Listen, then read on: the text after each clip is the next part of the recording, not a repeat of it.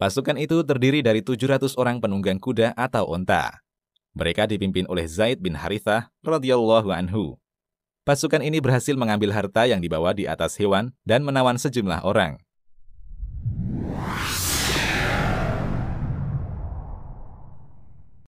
Abul As bin Ar-Rabi' Al-Qurashi adalah menantu Rasulullah Sallallahu Alaihi Wasallam.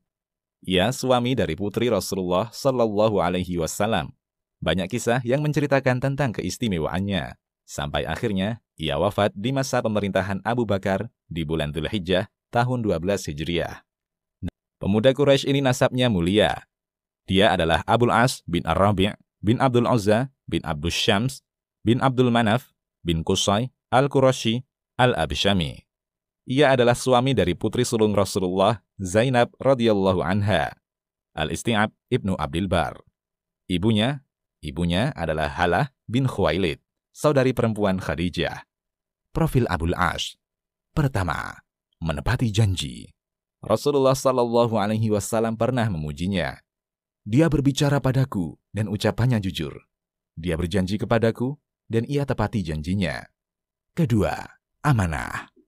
Abul As juga adalah seorang yang dikenal amanah. Ia termasuk laki-laki Quraisy yang diperhitungkan dalam kekayaan, amanah, dan kepandaian berdagang. Menantu Rasulullah Sallallahu Alaihi Wasallam ini masih berada di atas agama nenek moyangnya hingga mendekati penaklukan kota Makkah. Suatu hari, pada bulan Jumadil Ula, tahun 6 Hijriah, Abul As bersafar dagang menuju Syam. Ia membawa harta orang-orang Quraisy dan barang dagangan mereka. Saat ia selesai berdagang dan menemui kafilahnya, pasukan Rasulullah menemuinya. Ada juga yang mengatakan bahwa Rasulullah sendiri yang mengarahkan pasukan itu menuju kafilah dagang yang ada Abul As di dalamnya. Pasukan itu terdiri dari 700 orang penunggang kuda atau onta. Mereka dipimpin oleh Zaid bin Harithah radhiyallahu anhu. Pasukan ini berhasil mengambil harta yang dibawa di atas hewan dan menawan sejumlah orang. Namun Abul As berhasil melarikan diri. Saat pasukan itu tiba di kota Madinah dengan bawaan mereka, Abul As menemui mereka di malam harinya dalam rangka meminta hartanya. Ia menemui Zainab putri Rasulullah dan meminta perlindungan padanya. Ia pun memberinya perlindungan. Pagi harinya, Rasulullah Sallallahu Alaihi Wasallam keluar dari rumah untuk salat subuh. Beliau terkejut dan bertakbir. Orang-orang yang bersama beliau pun ikut bertakbir. Aisyah radhiyallahu anha berkata, Zainab berteriak, "Aku telah memberi jaminan pada Abul As bin Ar-Rabi'." Setelah Rasulullah usai menunaikan salat, beliau menghadap pada jamaah, beliau bersabda, "Jamaah sekalian, apakah kalian mendengar apa yang aku dengar?" Mereka menjawab, "Iya." Beliau meneruskan, "Demi Allah, aku tak tahu apapun dari Zainab, hingga aku mendengar yang kalian dengar. Sesungguhnya, perlindungan itu berlaku walaupun dari rakyat biasa kaum muslimin. Karena jaminan keselamatan itu, meskipun berstatus perang dengan orang-orang kafir Mekah, Abul As tidak boleh disentuh oleh kaum muslimin." Dari masjid, Nabi masuk ke rumah putrinya, Zainab. Beliau berkata, "Anakku, berilah padanya layanan yang terbaik, tapi jangan biarkan ia berduaan bersamamu, karena engkau tidak halal untuknya." Dalam riwayat lain, juga dari Ummul Mukminin Aisyah radhiyallahu anha, ia berkata, Rasulullah pernah mengirim pasukan perang dan mereka mendapatkan banyak harta dari Abul As. Rasulullah berkata kepada para sahabat, "Laki-laki ini dari kalangan kita sebagaimana yang kalian tahu sama-sama Quraisy.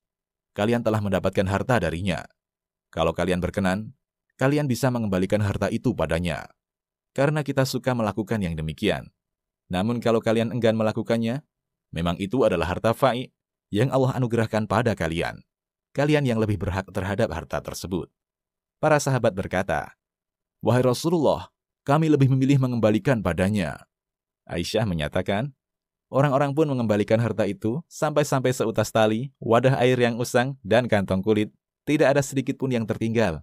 Kemudian Abul As membawa itu semua menuju Mekah dan ia berikan kepada pemiliknya masing-masing dari relasi dagangnya.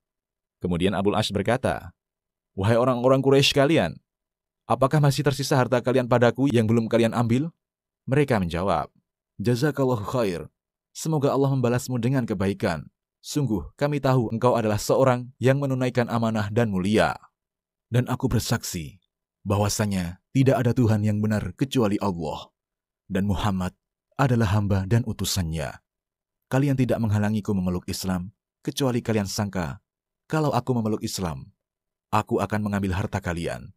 Saat Allah telah menyerahkan itu semua pada kalian, selesai urusanku, dan aku memeluk Islam, kata Abul As.